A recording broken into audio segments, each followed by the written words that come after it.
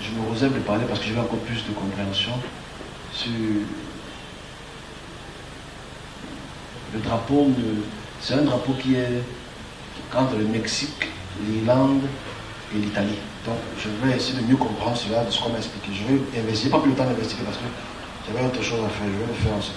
Entre l'Irlande, le Mexique et l'Italie. C'est plus ou moins le même drapeau.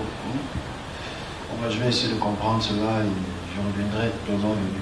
Il y a une situation très grave qui va arriver. Si j'ai la bonne information, je vais déposer ça sur ma page. Alors, allons sur...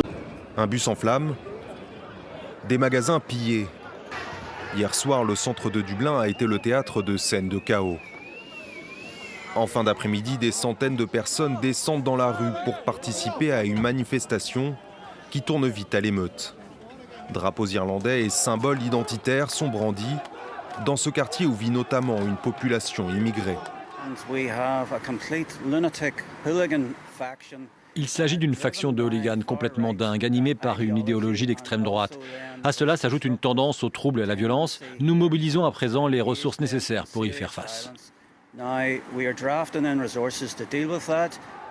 Des incidents sans précédent depuis des décennies en Irlande, déclenchés sur fond de rumeurs sur l'origine de l'auteur d'une attaque au couteau survenue non loin quelques heures plus tôt. En début d'après-midi, près d'une école, une adulte et 3 jeunes enfants ont été blessés. 2 d'entre eux, dont une fillette, sérieusement. J'ai vu de l'autre côté de la route un homme en train de s'attaquer à des enfants. C'était horrible. Il criait, c'était le chaos. L'auteur de l'attaque a été rapidement maîtrisé par des passants. La police indique qu'il s'agit d'un homme d'une 50aine d'années sans plus de détails. Si ses motivations restent pour l'heure inconnues, les enquêteurs n'excluent aucune piste.